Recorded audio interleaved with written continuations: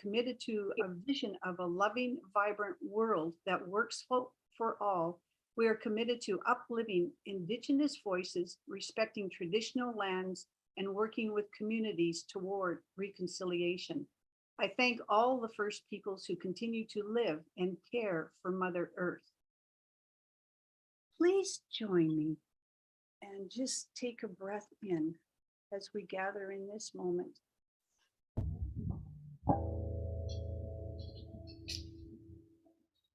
And I recognize the one source that is here right now and present. It is a living expression of all life and all things. And it is in each and every one of us here. So I welcome this day, and I welcome all these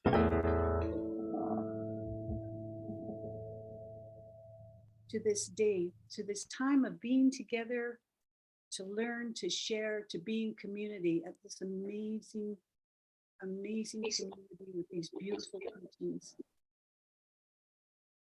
Welcome, welcome, welcome. And I thank everyone for being here today. And I'm so grateful for this place of being together and being one with the one. I release these words to the law of mind, knowing that all is well. And so it is. It is my pleasure now to introduce the wonderful, magnificent Linda Kidder as our musician today. Welcome, Linda. Thank you, Jill.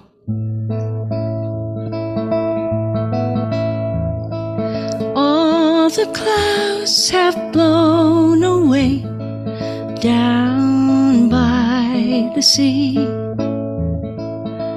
Now there's blue where there was gray down by the sea. I feel very lucky here down by the sea. Oh, I have found my true love here down by the sea. Down by the sea, we've both found our favorite tree.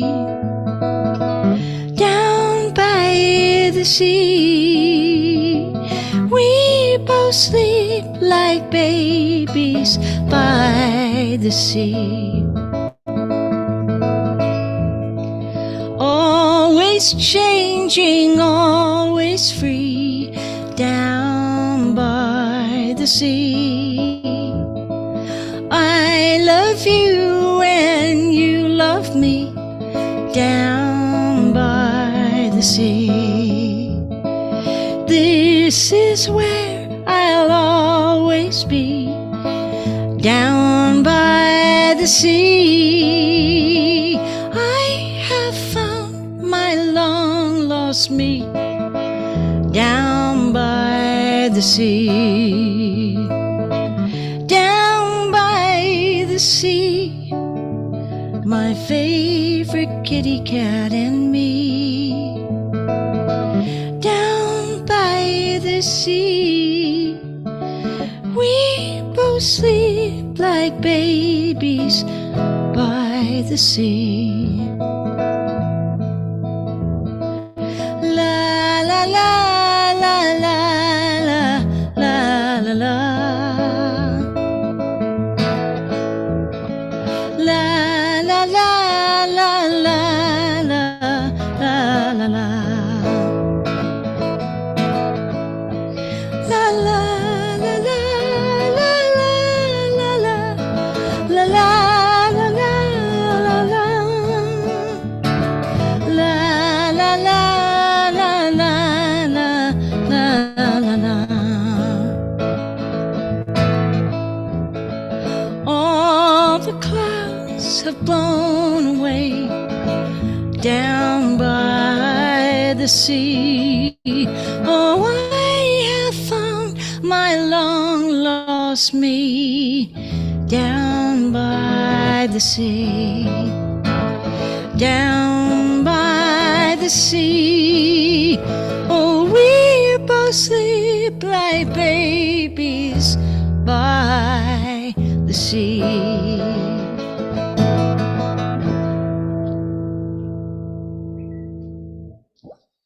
Thank you. Beautiful as always. Oh, Linda, you're so wonderful. I just, I saw you perform last night, and as always, it was just, well, I was just delighted. It was wonderful to see you for sure. Do you have Thank you. anything going on locally? I do. You do, and what's happening? I don't know. I can't even think right now. Sorry. I'll figure it out, and I'll put it in the chat box. That's And I do have a website too that I try and keep up to date. It's just lindakidder.com, and it has a calendar on there. I tend to go there after the fact and put in stuff that I've done. Oh. Well, it's always a feeling of accomplishment then. Yes. I can tick it off my list if I can find my list. That's right. Well, thank you, Linda. That was great. And put your information in the chat, and that would be great. Okay. Thank you so much. That's You're super. welcome. Well, first of all, I'd like to welcome any new guests, and I think we have some in our Zoom audience today. Welcome, welcome. And if you wish to receive a welcome package, let us know, and we'll make arrangements to sending something out to you. And also make sure you sign up for our newsletter, and you can find that information on our website. So welcome to CSL White Rock. The Science of Mind is a holistic approach to spirituality. It is a philosophy, a faith, a way of life. Here at CSL White Rock, we have 4 cornerstone beliefs. Number 1, there is one life, the source of all life and all things. And everything that is comes from that amazing, undescribable source.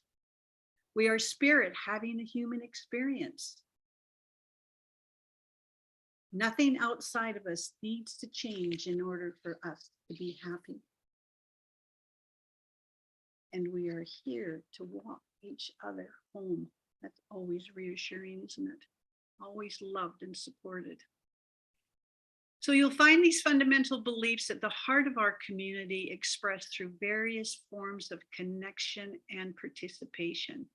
And here is where I want to welcome you to some of the activities that we have coming up. So number 1, after the Zoom meeting today, our wonderful, beautiful practitioner, Diane Vachon, will be at Bakerview Park with a chair and conversation. If you wish to join her at 2 o'clock today, that's Bakerview Park, 2 p.m. And there's also, let me see, this Friday, there is a live virtual event with Don Jose Ruiz for an exclusive look at his latest book. He's the one that wrote 4 Agreements. So, and this latest work is called The Shaman's Path to Freedom. Learn how to break from the dream of current circumstances and align with the universal source to create that change that can come only from within. This live virtual event for all you early birds is for 1 hour on Friday, July 14th at 8 a.m. It is $25 US or $20 US dollars for groups of 5.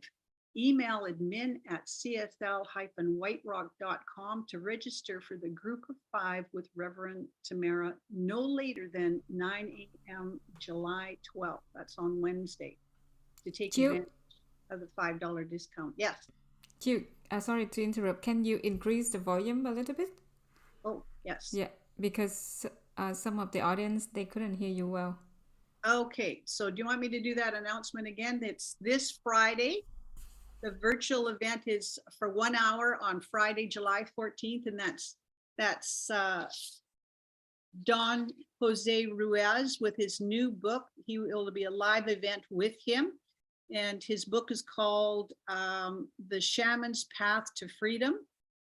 And it's learn how to break from the dream of current circumstances and align with the universal source to create that change that can come only from within. And it's, if you're interested, it is $25 or $20 for groups of 5. Email admin@cslwhiterock.com to register for the group of 5 with Reverend Tamara no later than Wednesday, 9 a.m. on July 12th to take advantage of the $5 discount. There's a little more details in the newsletter if you'd like to know that as well. But get a hold of us at admin, and we can give you more information if you wish. So that's next Friday, 8 a.m. And I know Claire will be very excited to attend that at 8 a.m. And then next Sunday, July 16th, we are in person. That'll be lovely. And on Zoom. And it is also a potluck, so please join us. Now it's that lovely time for meditation. So I welcome practitioner Diane Vachon for meditation. Good morning, everybody. I hope my volume is okay here. Hello. All right. This moment of quieting our mind and bringing some grounding here. So through the breath, I invite you, breathing deeply in and out. Breathing in this moment of peace and love and quiet. And breathing out noise, distraction, worries.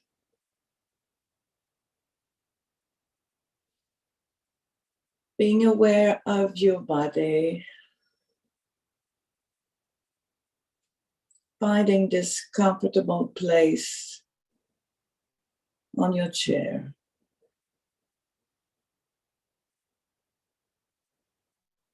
Trusting,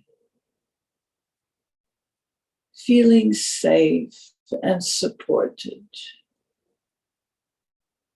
Supported by the chair, supported by the universe. With this moment of peace, quiet.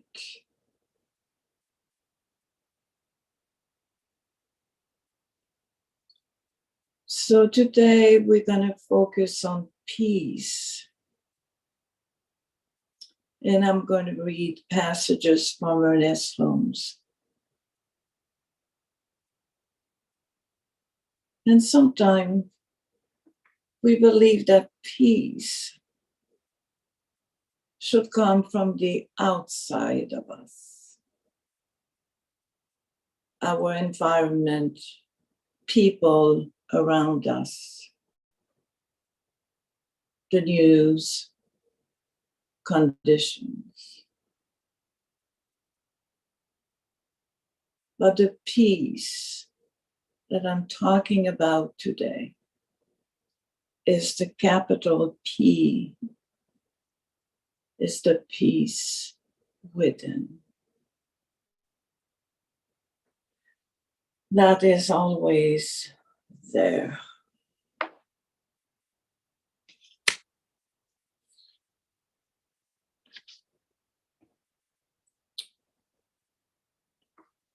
God is peace.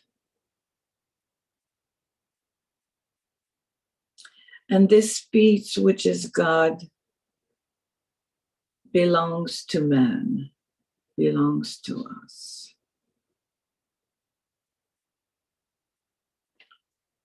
And we breathe in. The peace that is within you is not something separate from God, a form spirit. It is not something that bombards you from without. This peace is something that expands from within.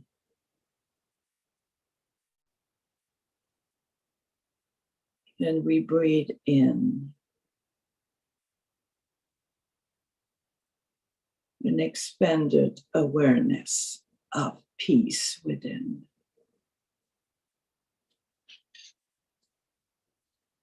Always this peace has been in you. Always this peace has nestled at the center of your being, ready to reveal its perfection and harmony.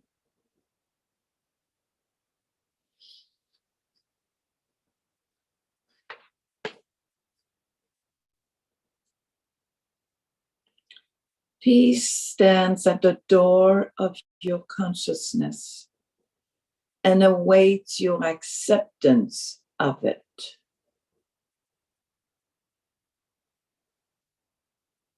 I accept peace within me.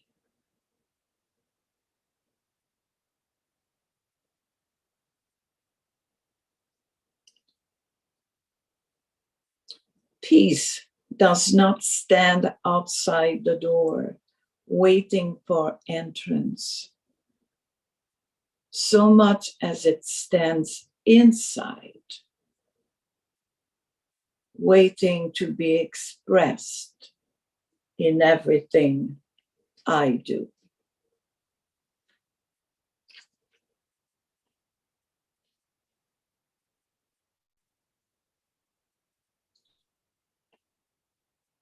Peace, peace is within me right now.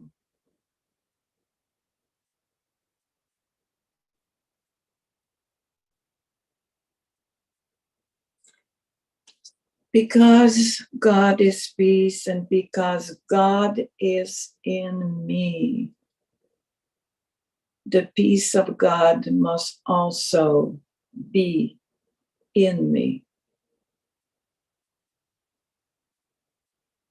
And I should no longer go in search of peace, for this is confusion.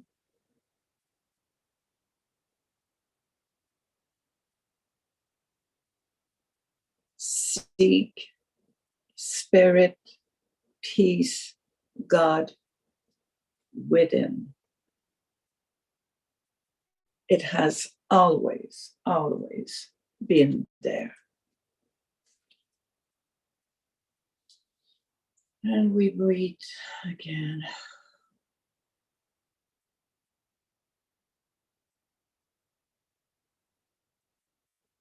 Feeling our heart, our whole body.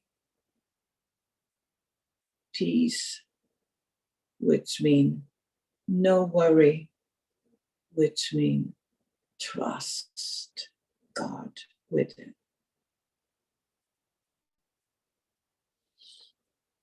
So we become aware of our surroundings.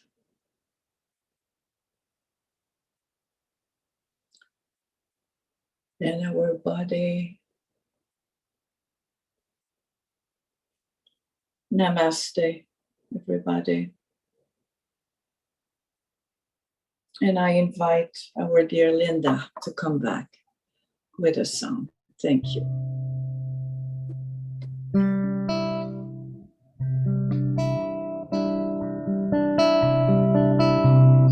We are connected by the heart. Where do you end and where do I start? Anything you pray for, if fear is in your way, I am here to listen to anything you have to say. Your prayer is my prayer too. Your prayer is my prayer too. Whatever Whatever you feel, I feel it too. You're a part of me and I'm a part of you. Your prayer is my prayer too. My prayer too. I hear the worries that are in your way. There's nothing I can do to take your pain away, but I'll help you reconnect with that voice that's deep inside. Let angels wrap you in your love. Let spirit be your guide. Your prayer is my prayer too. Your prayer is my prayer too. You're a part of me and I'm a part of you. Whatever you feel, I feel it too. Your prayer is my prayer too. My prayer too. My prayer too. My prayer too. Absolutely beautiful, Linda. We barely hear you. Jill. Your prayer is my prayer too. What a beautiful, beautiful song. It is, isn't it? It's Karen Drucker. Oh, it's beautiful. Absolutely beautiful. And as always, you sang it beautifully. Thank you. Well, thank you so much. That's why I love coming out to you guys. You're so nice.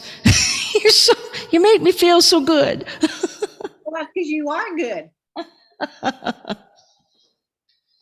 Okay, we have a wonderful speaker for us today. We have a wonderful speaker today, and he's just a great guy. And he's spoken for us before. His name is Derek Hinchliffe, and Derek is a storyteller. After spending 40 years as a television journalist in the Okanagan, last summer, he and his partner Amanda Pope moved to Vancouver Island to start the Center for Spiritual Living Nanaimo. Would love to go there and visit. Derek loves helping people. When he is not serving on his community as a practitioner, he can be found at the H&R Block office assisting people with their taxes, which sometimes also involves prayer work. Wonderful. So it's my pleasure to introduce Derek Hinchliffe. Welcome. Thank you, Jill. Thank you so much. I'm so grateful to be back here in White Rock. As I've said before, when I was first introduced to this teaching in Kelowna, White Rock was the first center I visited. And I remember looking around and thinking, oh, so there really are other people who think the way I do. And you guys always make me feel so welcome. So thank you for that. Linda, that was a wonderful song. That was a wonderful song. And Diane, I loved your meditation. And there's so much that's already been said today that I'm going to repeat in my talk, which just reminds me that there is only one mind. So as Reverend Tamara said last week, this month's global theme is speaking truth to circumstance. And this week, the topic is, I've got me hypnotized. So I got to admit, I was a little envious of Reverend Tamara because her talk included reference to the movie Monsters, Inc., which is one of my all-time favorites. I used to watch it with my kids, and when they grew up and moved away from home, I would still watch it. But that's okay because I managed to slip a few other favorites into this talk, including The Wizard of Oz. But I'm getting ahead of myself. So just before I go further, I just want to make sure everybody can hear me okay. I know there was some trouble with audio earlier. This is all right? Fantastic. So this morning, we're going to talk about what we mean about being hypnotized and how to recognize it in ourselves and others and how to snap out of it. We want to free ourselves from reaction and instead experience authentic action. So let's begin this morning with a little time travel. The year is 1978. The place is a little town called Prince George. And that's where I was going to high school when I saw the amazing Kreskin. Hold up your hand if you've heard of the amazing Kreskin. He does all sorts of what I would call magic, and he would just call it, I would say it's not magic, just that he had special powers. And he asked volunteers, and I went up on the stage, and he hypnotized me. And he made me forget my name.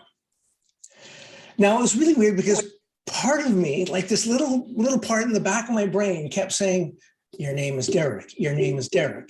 But it was like he was so persuasive, and his power over me, his desire for me to forget my name overpowered my desire to not look like an idiot in front of my friends and my family and my girlfriend. Motivational speaker Tony Robbins was once asked if it's hard to hypnotize people into a trance state, and he replied, no, the difficulty, he said, was waking them up from the trance state that they're already in. So this then is our journey to wake up enough to actually experience reality. It's just like Neo in the movie The Matrix. And if you're not familiar with that movie, the basic theme is that we all live inside little pods. And there are aliens who are using us as an energy source, like human batteries. But in our minds, we're all experiencing the same computer program. We live, work, fall in love, play sports, all the normal things in life, except none of it is real. Our brains are all connected to a computer program called the Matrix, which gives us the perception of reality. And I have another example on a much smaller scale. I was in the Vancouver airport not that long ago, and in a fairly narrow corridor with a lot of people, there was a man walking towards me with a white cane. And ahead of me, walking toward him, was a young woman who was completely oblivious to the world around her because she was walking along staring at her smartphone. In a way, you could say she was hypnotized. She was not experiencing her reality, for if she had been, she would have recognized that she was on a collision course with a person who had limited visibility. Now, just if I was deciding if I needed to rush ahead to intervene and prevent one or both of them from getting hurt, she looked up from her phone and suddenly she was back in the real world and she managed to avoid a collision. So from a science of mind perspective, it could be said that our entire journey in life is waking up. It's like we're born into a pre-existing dream, a collective understanding about life. And this dream is founded on a deep belief of separation.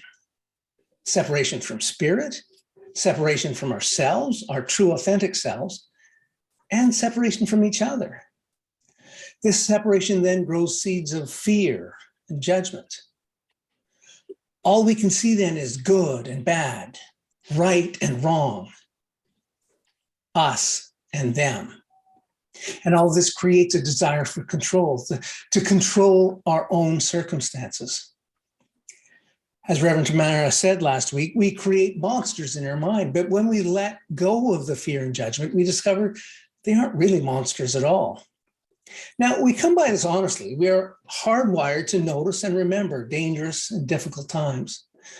And that served us well when we were still living in caves. It was really important to remember that a den of lions was living in the valley just to the east.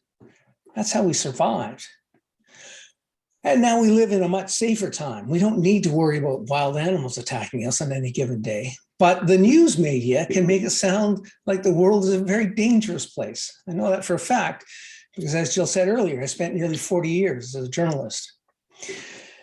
You never hear a news anchor say that 1,253 airplanes landed safely at the Vancouver International Airport today, because that's not news. It's the exception that people want to hear about, the one plane that didn't land safely, the danger factor. And social media has increased this exponentially. We're constantly being bombarded with the message that the world is a dangerous place and we need to band together to protect ourselves. And that's where the sense of separation really rears its ugly head. The part of our psyche that separates us from them. Again, this goes back to our very early ancestors living in caves or mud huts. Our survival depended on being part of a group. We trusted the people from our own village. They were one of us, which meant everyone else, strangers, even if they were from a nearby village, were one of them, and they were dangerous. So we had to put all of our barriers up to protect ourselves and to protect our loved ones. And that tribe mentality continues today. We're very much a society of us and them. And there's no better example than in our politics, not just in the United States, but I'll use them as an example. It's also predominant in Canada, in Britain, in the EU, and probably most of the world. I make them wrong because that makes me right. And one of my basic needs is to feel like I'm right. Now, here's the example from south of the border. Remember the runoff election for a Senate seat in Georgia? Former football player Herschel Walker was running against Reverend Raphael Warnock, who was a senior pastor at Dr. Martin Luther King Jr.'s church in Atlanta. Walker was controversial for many reasons, not the least of which was that he paid for at least 2 women to have abortions. Now, this flew in the face of the ideology of his party. I remember a woman being interviewed on television who said, "I don't care what he's done. We just need to control the Senate." That's a classic example of us and them. Electing someone who seems so ill-suited for the job was better than letting them control the Senate. And sadly, she wasn't alone. Walker received 48.5% of the votes. And like I said, that kind of attitude is also happening in Canada and other parts of the world. And not only in politics, even in some of the more mundane areas of our life. Perhaps you don't like your neighbor because they look different or have different customs than you. I'm pretty certain we all do this at some level. So here's the science of mind point of view. When we encounter people or circumstances and organizations who upset us, it's important that we step back and recognize that below the surface of appearances, we are all one. We all want the same thing, love. We may have very different ways of trying to get it, but it's what we all want because the infinite presence is love. And we are simply wanting to be aligned with it, no matter how distorted our method is. At the core, most of us are under 2 spells: the belief that I am separate from life and that life is not safe. Out of that, we adopt 2 methods of operation, trying to control life and trying to do it right when inevitably life can't be controlled. We make several assumptions. I'm not doing it right enough and therefore I'm wrong, and that makes me unlovable and I'm going to be all alone. If we can understand that all dysfunctional behavior is built on this foundation, we can begin to support both ourselves and others in changing this belief. We no longer look at people performing dysfunctional behaviors as wrong or evil. Those are labels our judgmental ego wants to apply. Instead, we can see people just like ourselves, doing their best to live in love.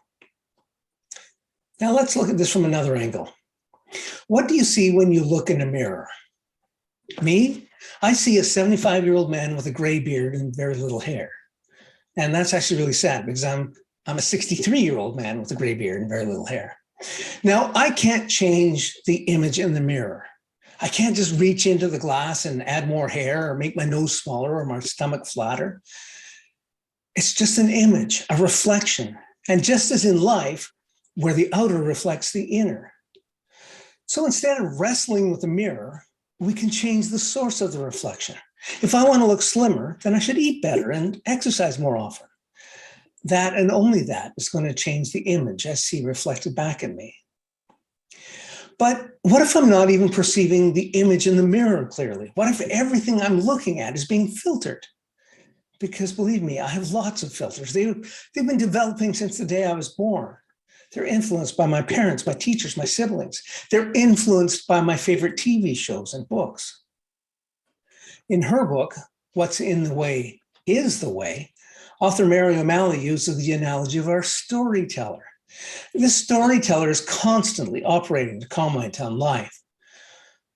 We experience life through the storyteller, and it's speaking from all its conditioning and its domestication. This then is our journey to wake up enough to actually experience reality. Before we can change the world out there, we need to understand that what the world out there really is. The power of our storyteller comes from our unwillingness to look at the stories. It's telling us, thus seeming to enlarge our fear of what we think is going on.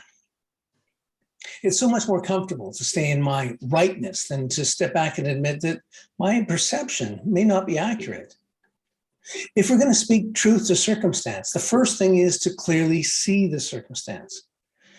They're usually far more complex than we initially think. Now, to move this understanding past just intellectual knowledge, we must begin to heal the structure within us. Knowledge can begin to pop open our closed mental prison, but knowing, integration allows us to walk our talk. There's two practices to support us in this opening. The first is meditation. Real, deep meditation quiets the mind enough to let the storyteller, the domesticated voices, to recede so that we can hear our true self, our divine self. Emma Curtis Hopkins calls this the still, quiet voice within. Now, this isn't an overnight process. No, it takes dedication, and often it's not easy. That long-conditioned ego or storyteller doesn't want to give up easily.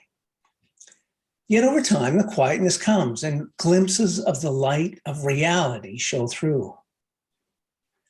Another important process is compassionate listening. Listening from curiosity, not from the desire to be right. Listening from our heart, not our position. Listening with wonder, not the need to win an argument or prove somebody else wrong. And we know that compassionate listening begins with ourselves.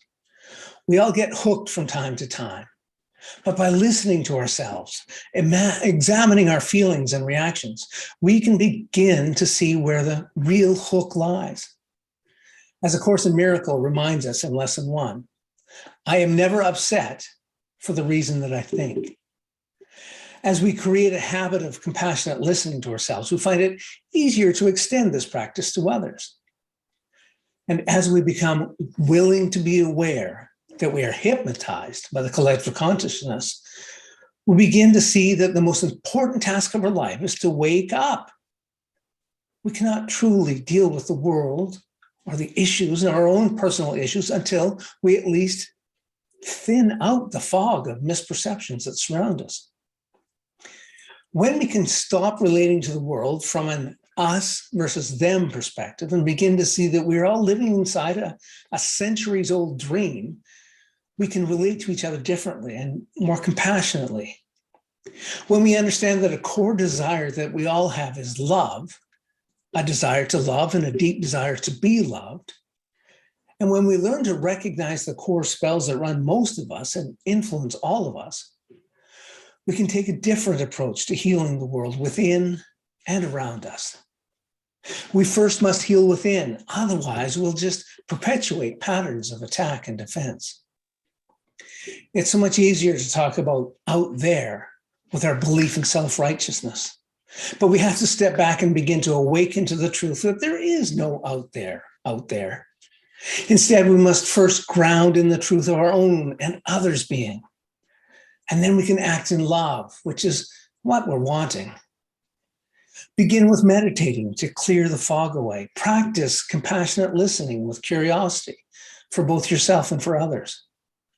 We must especially practice it with our ego, when our ego wants to label people as enemies. So I just want to ask you to close your eyes for one moment and take a deep breath. Now, think of someone in your life who irritates you, someone who you may find it difficult to like. It could be something that they said or something that they've done. It may be that you can't even identify what it is about them that rubs you the wrong way, but for whatever reason, you find them difficult. Now, if you try really hard, can you see below the surface? Below their behavior, below the persona they display to the world? Beneath all of those layers, can you see the divinity within them? It may make them easier if you picture them as a young child. Then can you see them for who they really are? Someone who is looking for the same thing we all are, to be loved, to be understood and accepted. I try to do this as often as I remember, and it does make a difference. Okay, you can open your eyes again. So I'm going to give you one more example from a movie, and this one is a real classic, The Wizard of Oz.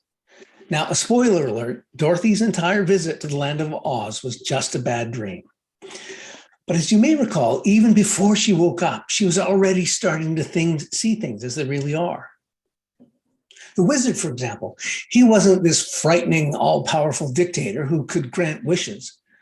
No, he was a frightened little man behind a curtain using smoke and mirrors to create an illusion.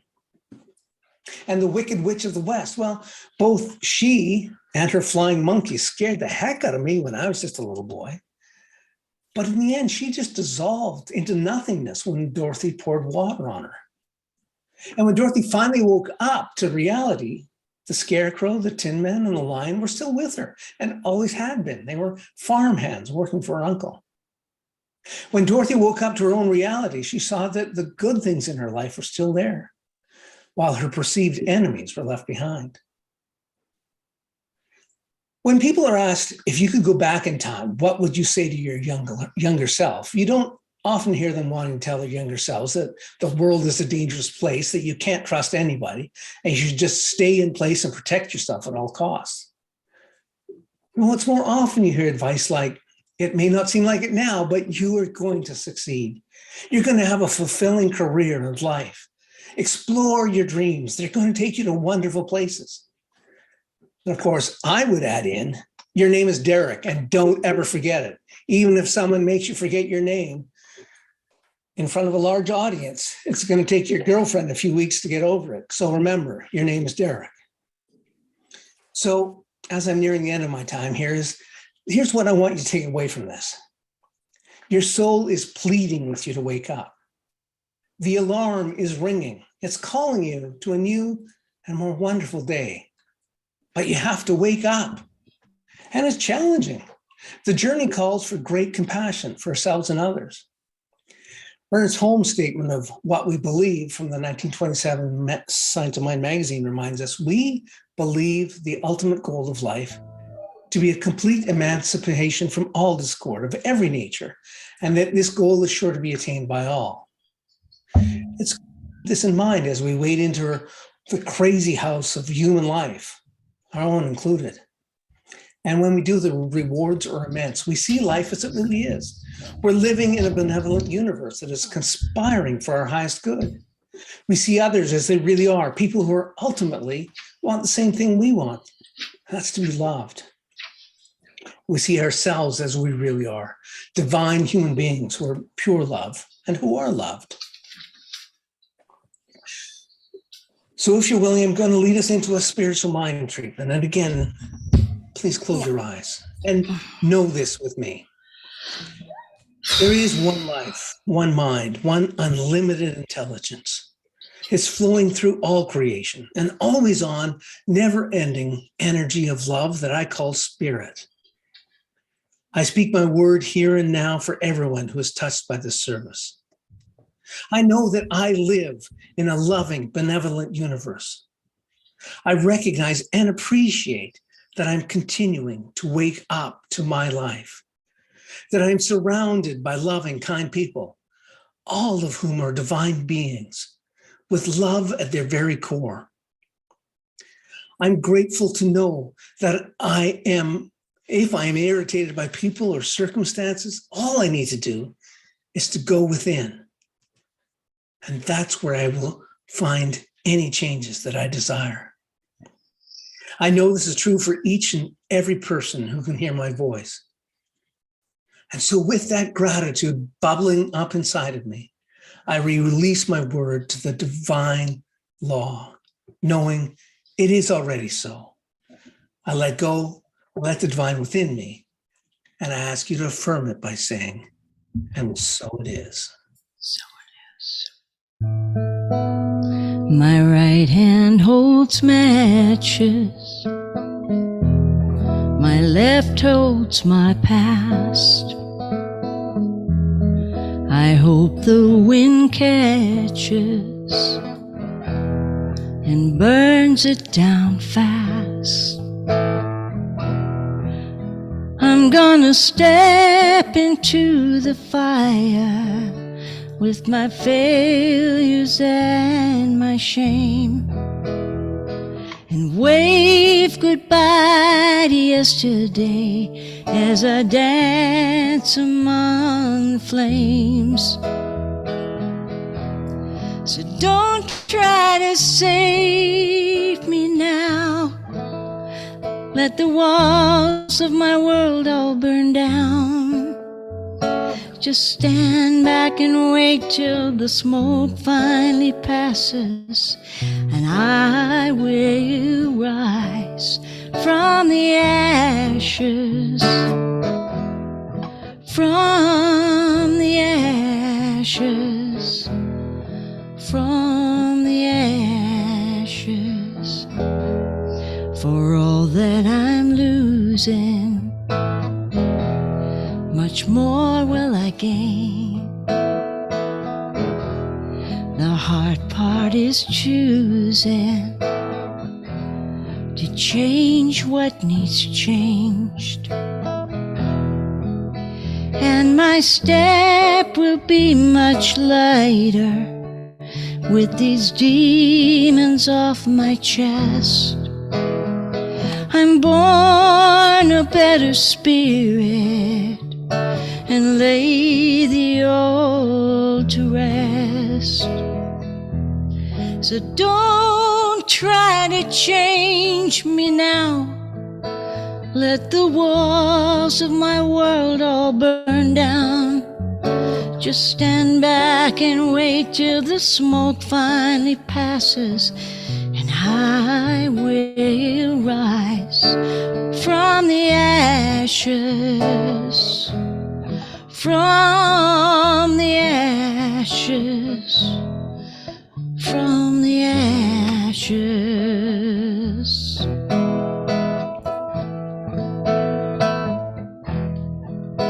And I'll walk away stronger.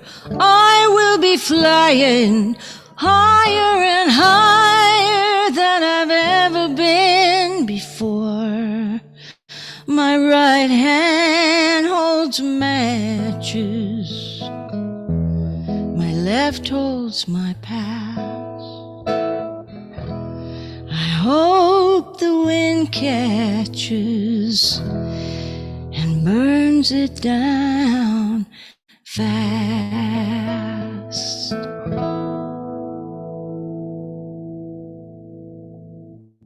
Wow, beautiful. Beautiful. Thank you, Linda. And thank you, Derek, for your wonderful talk. It was just amazing. Thank you so very, very much. And it just, the music today, the meditation, and Derek's talk, wake up, it's just left my heart very full. So in this time of the offertory, it is time to acknowledge our gratitude for this beautiful, loving community. As you know, CSL White Rock is a not-for-profit, and as such, we depend on one another, each other, to support and grow our community. It is from a place of love and gratitude that each of us enters into the natural circulation of abundance, and that it is the very pulse of the universe. If you're willing to place your hand on your heart and know a specific good for yourself, know a specific good for yourself and for this center, and repeat with me, I give from my heart to that which renews my faith in the perfection of my life. My giving supports the transformation of my consciousness and the unity of all life. And as you know, there are many ways that you can donate, and we are so happy and grateful to receive whatever method you choose. And please also know that our wonderful practitioners are available for prayer treatment. So give us a call, write us a note, and we are here for you. And it is our honor to serve you. It is our honor to pray for you. So thank you very much. So now it is my pleasure to welcome back the wonderful Linda on our closing song. We're back already again. It's come to an end, this lovely time. Yeah.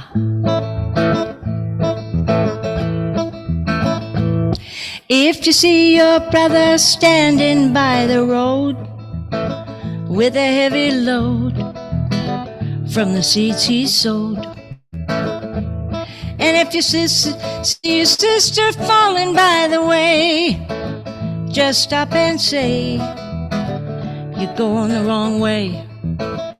You gotta try a little kindness, just show a little kindness. Shine your light for everyone to see. And if you try a little kindness, then you'll overlook the blindness of the ones that don't know better on the narrow-minded streets. Don't walk around the down and out. Lend a helping hand instead of doubt. And the kindness that you show every day will help someone along the way. You gotta try a little kindness, just show a little kindness.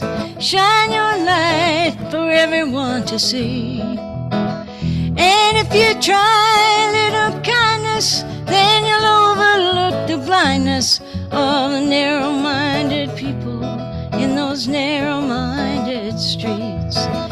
You gotta try a little kindness, just show a little kindness.